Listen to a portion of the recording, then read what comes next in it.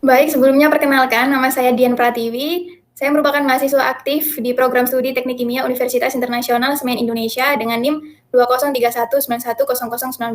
Nah, di sini saya akan memaparkan materi pada buku Jean Koplis pada bab 14 mengenai proses pemisahan mekanik fisik, yang mana tugas ini merupakan tugas sebagai kuis 2 mata kuliah Operasi Teknik Kimia 1. Nah, pada bab ini terdapat subbab, yaitu Wall Effect on Free Settling. Nah, Wall Effect sendiri itu merupakan efek perlambatan, dan Free Settling sendiri itu merupakan endapan bebas. Sehingga Wall Effect on Free Settling merupakan efek perlambatan yang terjadi pada endapan bebas di dalam fluida. Pengendapan itu bisa terjadi ketika diameter partikelnya lebih besar daripada diameter kontainer atau diameter wadahnya. Nah, Wall Effect itu menyebabkan kecepatan dari endapan atau terminal velocity-nya itu menurun. Jadi, kecepatan dari suatu partikel untuk mengendap itu menurun diakibatkan oleh Wall Effect. Kemudian dalam sebuah kasus pengendapan menggunakan hukum Stokes, persamaan kecepatan terminal pada rasio dp per dw atau diameter partikel per diameter kontainer yang kurang dari 0,05 menggunakan persamaan Kw sama dengan 1 per 1 plus 2 dikali 1 dikalikan dengan rasio dp per dw. Nah, sedangkan untuk aliran turbulen menggunakan persamaan ke aksen W sama dengan 1 dikurangi rasio dp per dw dipangkatkan 2 dibagi per 1 plus dp per dw dipangkatkan 4 dan dipangkatkan lagi dengan setengah. Nah, pada subbab berikutnya yaitu differential settling and separation of solids in classification. Di sini dijelaskan ada dua metode. Metode yang pertama yaitu sink and fluid method. Alat pemisah partikel solid menjadi beberapa bagian fraksi berdasarkan flow rate-nya atau endapan yang melalui fluida disebut classifiers.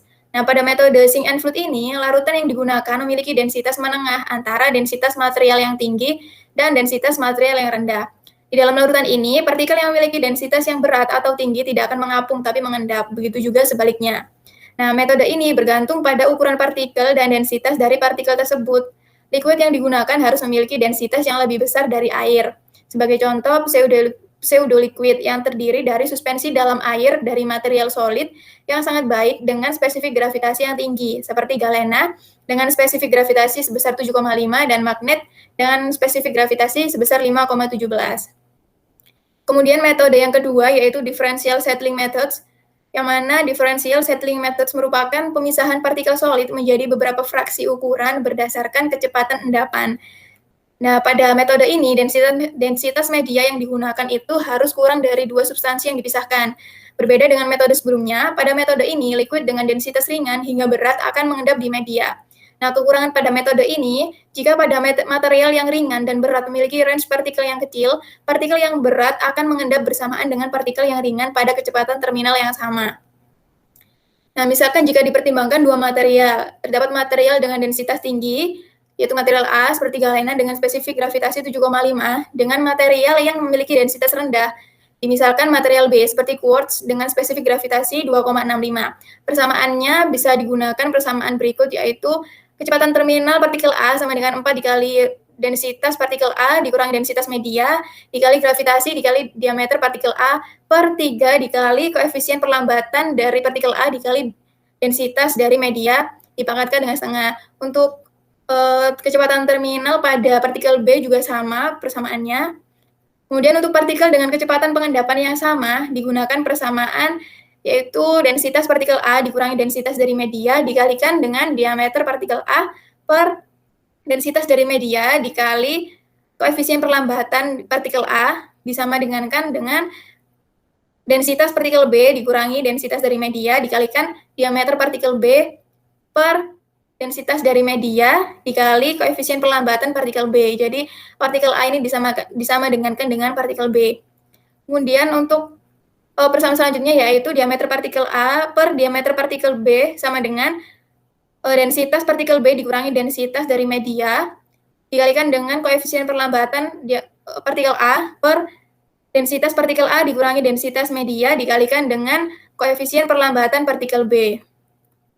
Nah, untuk partikel yang berbentuk bola dengan NRE yang tinggi pada aliran turbulen menggunakan hukum Newton dengan constant pressure dan koefisien perlambatan partikel A sama dengan koefisien perlambatan partikel B. Menggunakan persamaan yaitu diameter partikel A per diameter partikel B sama dengan densitas partikel B dikurangi densitas media per densitas partikel A dikurangi densitas media dipangkatkan dengan 1. Kemudian untuk aliran laminer menggunakan hukum Stokes, yaitu menggunakan koefisien perlambatan pada partikel A yaitu 24 dikalikan viskositas per diameter partikel A dikalikan kecepatan partikel A dikalikan densitas media yang digunakan untuk memisahkan kedua substans. Dan untuk koefisien perlambatan pada partikel B juga sama rumusnya. Kemudian dari persamaan 14.3/25 disubstitusi ke persamaan 14.3/23 di mana kecepatan terminal partikel A sama dengan kecepatan terminal partikel B.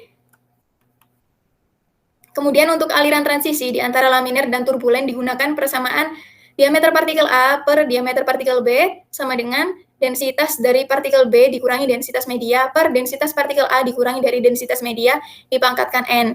Nah, untuk endapan partikel di aliran turbulen, persamaan 24 untuk persamaan pengendapan. Nah, untuk partikel di mana diameter partikel A sama dengan diameter partikel B dan endapannya itu turbulen dengan hukum Newton, sehingga dikombinasi antara persamaan 20 dan persamaan 21 menjadi persamaan 28, yakni kecepatan terminal pada partikel A per kecepatan terminal partikel B sama dengan densitas partikel A dikurangi densitas media per densitas partikel B dikurangi densitas media dipangkatkan setengah.